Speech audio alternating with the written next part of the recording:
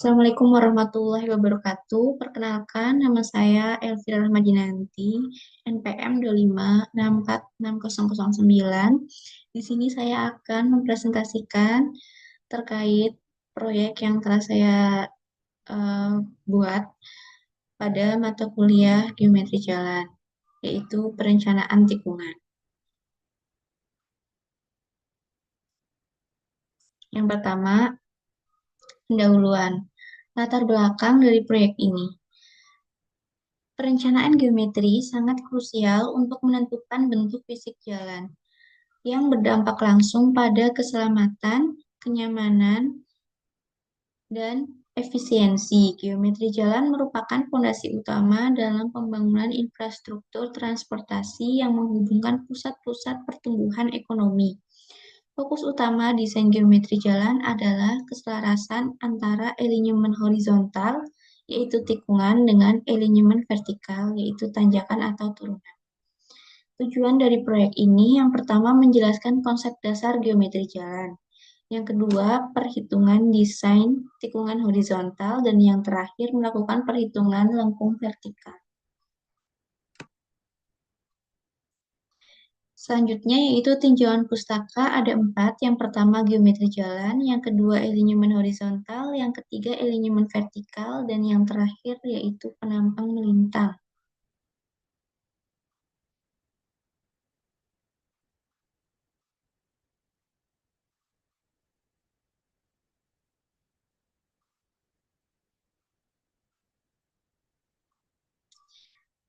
Kita masuk ke pembahasan. Geometri jalan yaitu rangkaian elemen fisik jalan yang dirancang untuk memenuhi aspek keselamatan dan efisiensi pelayanan jalan. Tujuan utamanya adalah menciptakan ruang bagi kendaraan yang bergerak secara aman, nyaman, dan ekonomis.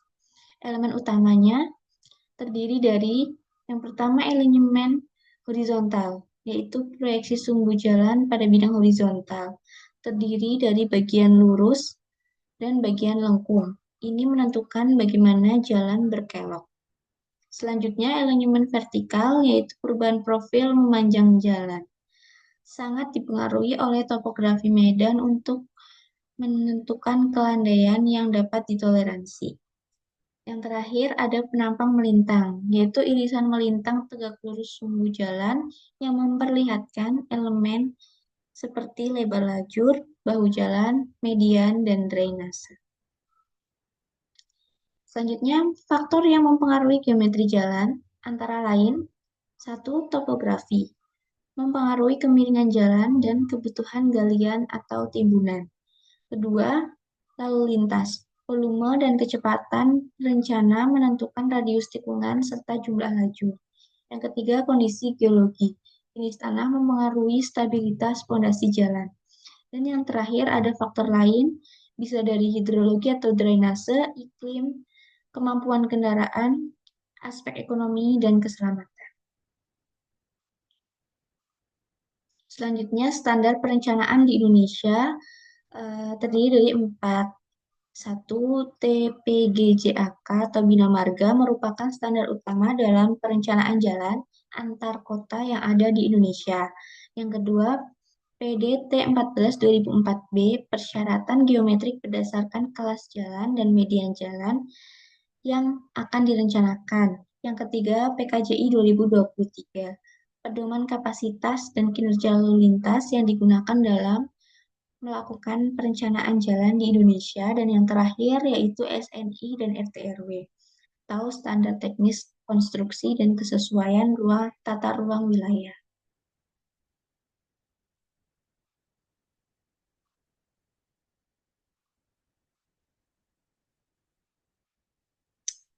Perencanaan tikungan horizontal. Ada kecepatan rencana, yaitu perhitungan berdasarkan fungsi jalan dan topografi. Contoh, jalan arteri di Medan Bukit menggunakan VR 60 km per jam. Yang kedua yaitu jari-jari minimum atau RMIN, ditentukan oleh gaya sentrifugal, kecepatan, dan super elevasi maksimum. Yang ketiga, super elevasi, kemiringan melintang pada tikungan untuk mengimbangi gaya sentrifugal, yang maksimalnya antara 9-10%. Dan yang terakhir ada lengkung transisi atau spiral digunakan untuk transisi bertahap dari jalur lurus ke tikungan yang melingkar. Di samping sini ada gambar dari perencanaan tikungan horizontal.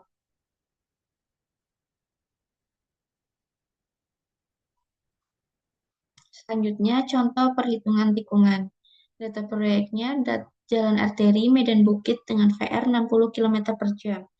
Hasil alternatif 1 itu RC 150 meter dengan sudut 87,02 derajat, panjang spiralnya 60 meter, panjang total 287,734 meter.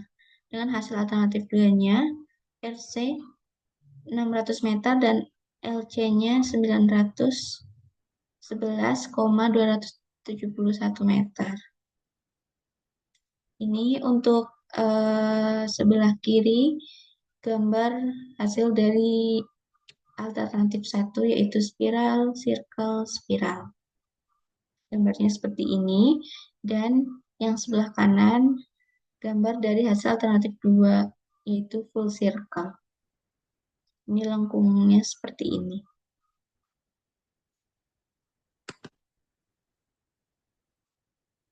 Selanjutnya yaitu lengkung vertikal. Terdiri dari 3, yaitu lengkung cembung. Lengkung cembung terjadi pada puncak bukit. Fokus utama dari lengkung cembung adalah menjamin jarak pandang henti atau JPH. Yang kedua yaitu lengkung cekung. Lengkung cekung terjadi pada lembah. Fokus utama dari lengkung cekung adalah kenyamanan pengemudi dan jarak pandang lampu kendaraan di malam hari. Yang ketiga yaitu parameter penting, jarak pandang henti atau JH dan jarak pandang mendahului atau JD.